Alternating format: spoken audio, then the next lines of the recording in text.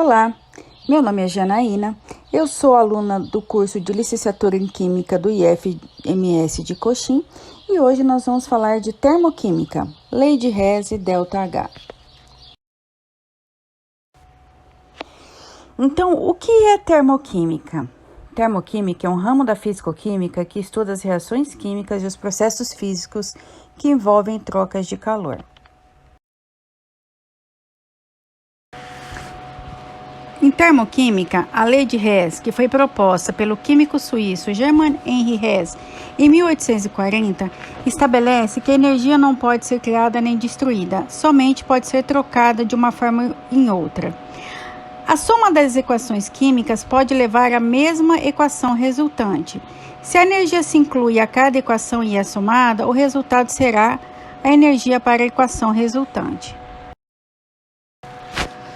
Vamos supor que você vai dar um passeio. E para esse passeio existem dois caminhos.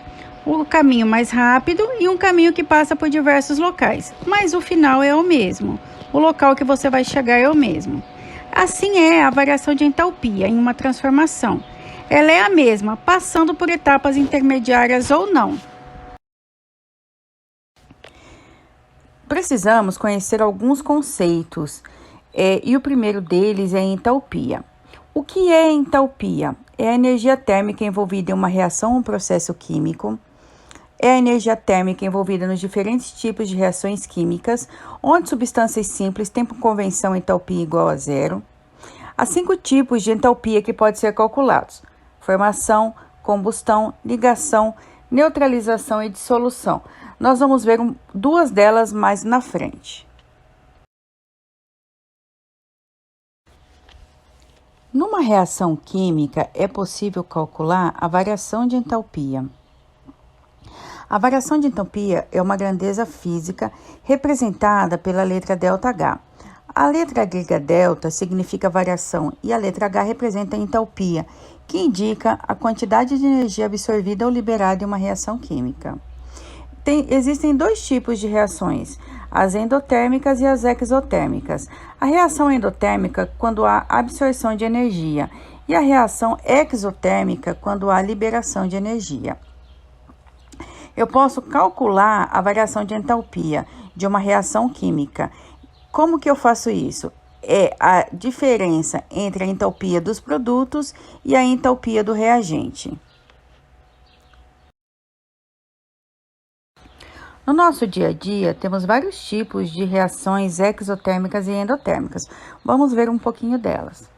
As reações exotérmicas, por exemplo, a combustão do etanol e da gasolina, a queima do carvão, a passagem do estado de vapor de água para o líquido, condensação, a formação de neve, a água líquida se solidificando, solidificação, a combustão de alguns gases, entre eles o propano no bico de Bunsen, o gás de cozinha é um exemplo também, uma bolsa de aquecimento, a nossa respiração, a queima dos alimentos fornecendo energia para o nosso organismo.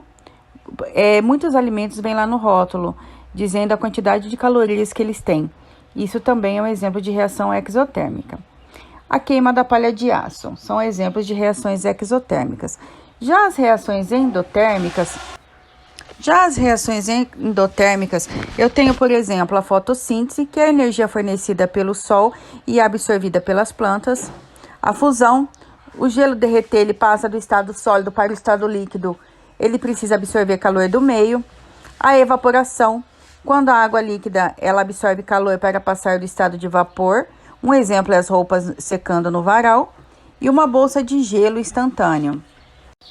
Nos processos físicos de mudança de estado físico da matéria, nós temos processos endotérmicos e exotérmicos.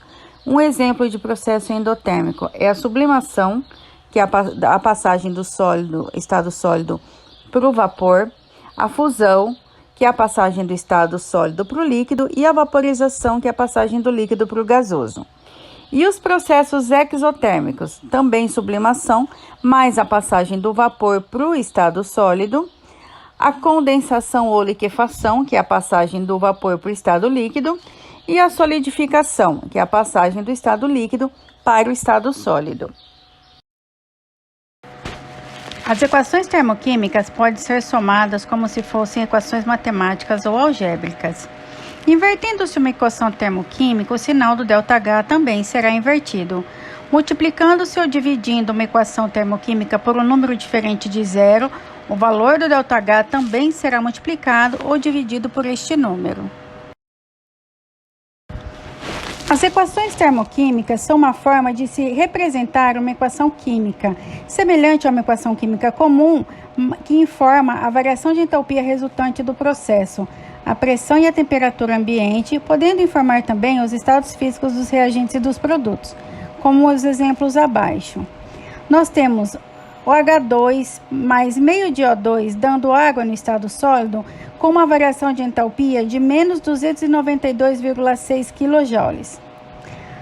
O H2 no estado gasoso mais meio de O2 no estado gasoso, dando H2O, água, no estado líquido, eu tenho uma variação de entalpia de menos 286,6 kJ. E a última equação, o H2 mais meio de O2 no estado gasoso, dando H2O no estado de vapor, eu tenho uma variação de entalpia menos 292,9 kJ.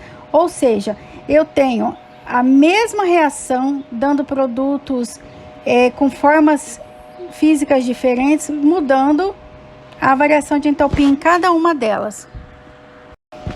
A quantidade dos reagentes e produto também influencia no valor do ΔH. O ΔH, ele depende da quantidade de reagente e produto. Assim, ao multiplicar ou dividir os coeficientes de uma equação, devemos fazer o mesmo com o ΔH da reação.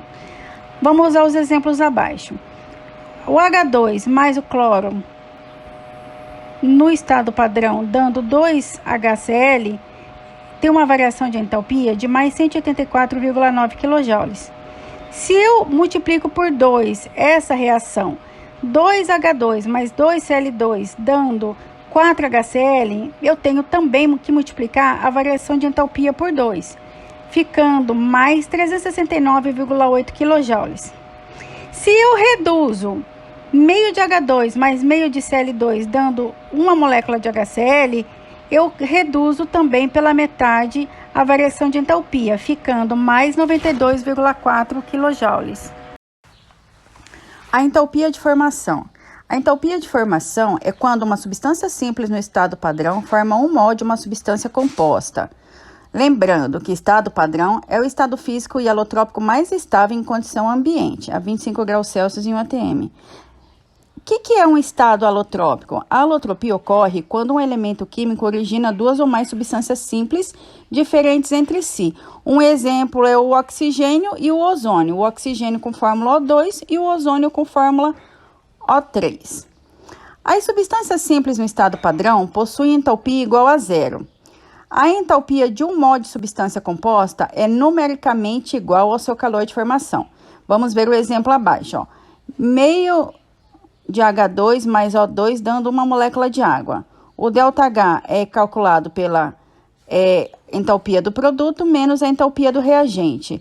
A entalpia do produto é menos 68,4 e a entalpia dos reagentes é zero. Por isso, o ΔH, a variação de entalpia, é menos 68,4. Lembrando que é uma reação exotérmica.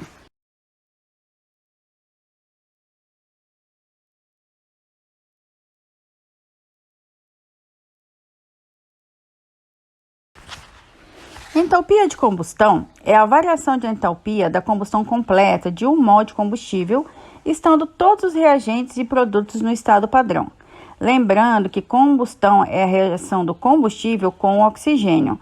Toda combustão libera energia, ou seja, é uma reação exotérmica. A variação de entalpia padrão é determinada apenas para combustões completas. Quando o combustível é uma substância formada somente por carbono, hidrogênio ou oxigênio, a combustão completa irá produzir somente gás carbônico e água. Um exemplo é a combustão completa do metano, do CH4 gasoso. O CH4 mais oxigênio dá 1 mol de CO2 mais 2 mols de água. O ΔH dessa combustão é menos 890,4 kJ/mol. Entalpia de ligação é a quantidade de energia envolvida no rompimento de um mol de ligações químicas entre átomos numa temperatura de 25 graus Celsius e pressão de 1 atm. A quebra das ligações dos reagentes é sempre um processo endotérmico, ou seja, ele necessita de calor para que aconteça. Já o rearranjo dos átomos para formar novas moléculas é um processo exotérmico, ele libera energia, como no exemplo abaixo. H2 gasoso mais Cl2 gasoso formando HCl. A entalpia necessária para romper a ligação HH é de mais 436 kJ/mol. Já a entalpia necessária para romper a ligação Cl-Cl é 242 kJ/mol. Já a energia liberada para a formação do HCl é 2 vezes menos 431 kJ. Ou seja, o ΔH é mais 678 kJ, que é a energia absorvida, menos 862 kJ, que é a energia liberada. Então, o ΔH dessa reação é menos 184 kJ, que é uma reação exotérmica. Entalpia de neutralização é o calor liberado na formação de um mol de água a partir da reação entre um mol de cátion hidrogênio com um mol de ânion hidroxila. Uma reação de neutralização ocorre quando um ácido reage com uma base formando água e sal. O ácido fornece os íons H+, e a base fornece os íons OH- para a formação de água, H2O, como no exemplo abaixo, um H mais um OH formando H2O. Esse tipo de reação é denominada de neutralização porque o pH do meio é neutralizado, ou seja, o pH da água é 7, neutro. Corresponde a uma reação exotérmica, em que a entalpia, energia global do sistema, sempre será negativa menor que zero. No caso da reação entre ácidos fortes e bases fortes, o valor da entalpia de neutralização sempre será igual a menos 13,8 kcal/mol ou menos 57,7 kJ/mol.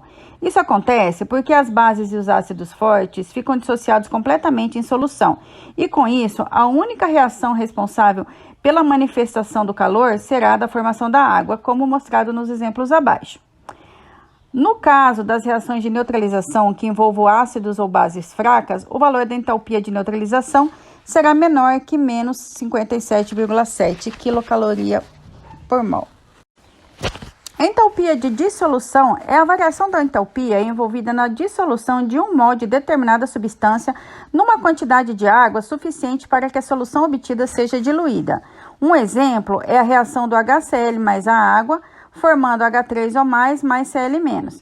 O ΔH dessa reação é menos 18 kcal/mol. A equação acima representa a entalpia de dissolução do gás carbônico. Então, quais foram as consequências da lei de Hess? Ela permitiu que as equações termoquímicas fossem realizadas a céu aberto, permitiu calcular a entalpia de várias substâncias até então desconhecidas a partir da entalpia de uma reação, e ela permitiu calcular a entalpia de várias reações difíceis de ocorrer pelo método direto, ou seja, reações que podem ocorrer pelo método indireto. Vamos dar um exemplo do que nós estamos falando até agora. Utilizando a lei de Hess, durante a produção industrial do ácido sulfúrico são necessárias as seguintes etapas intermediárias: a combustão do enxofre e a oxidação do dióxido de enxofre, conforme as reações abaixo. 2S mais 3O2 dando 2SO3, com uma variação de entalpia de menos 791,44 kJ. E o S mais O2 dando SO2, com uma variação de entalpia de menos 296,83 kJ. Determine a entalpia padrão de formação do trióxido de enxofre de acordo com a reação abaixo. 2SO2 mais 2O2 dando 2SO3. Como fica a resolução desse exercício? Então, eu tenho a primeira equação, eu vou manter ela, porque o meu produto é o 2SO3, e a segunda equação, eu vou inverter ela, porque eu quero o SO2 mais o O2 dando 2SO3. Quando eu inverto uma equação, eu também inverto a variação de entalpia dela, que era menos 593,66, eu vou inverter e vou multiplicar por 2 para balancear essa equação, ficando 2SO2 mais O2, dando 2SO3. Então, como que eu calculo a variação de entalpia? A variação de entalpia vai ser ΔH é igual o ΔH da equação 1 mais o ΔH da equação 2. Ou seja, o ΔH da equação 1 é menos 791,44 e o ΔH da equação 2 é mais 593,66. O ΔH final é menos 197,78 kJ. Ela é uma reação exotérmica. Ela lembra que combustão ocorre com liberação de calor? Então, por isso, ela é uma reação exotérmica. Agora, eu vou deixar para vocês um joguinho de verdadeiro ou falso, ok? É só vocês apontarem a câmera do celular de vocês para o QR Code que o joguinho vai abrir. Ele é um joguinho de verdadeiro ou falso. Aí eu vou dar um tempinho para vocês fazerem e depois eu posto a correção, combinado? Então agora nós vamos ver a correção do joguinho.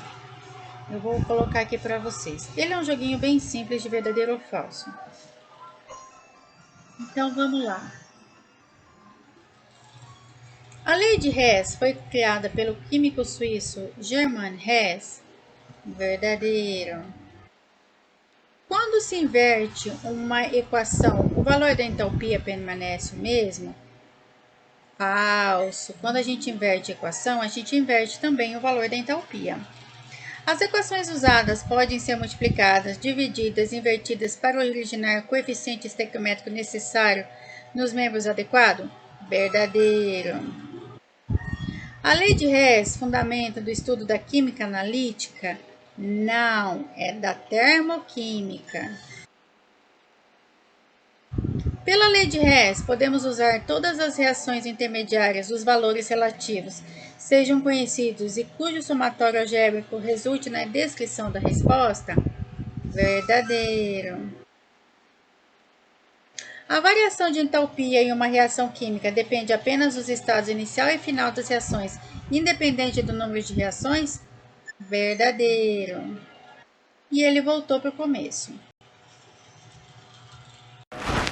Então é isso, pessoal. Encerramos aqui a aula de hoje. E eu vou deixar para vocês uma frase do Albert Einstein. Aprenda com o ontem, viva o hoje e tenha esperança para o amanhã. Até a próxima aula, pessoal!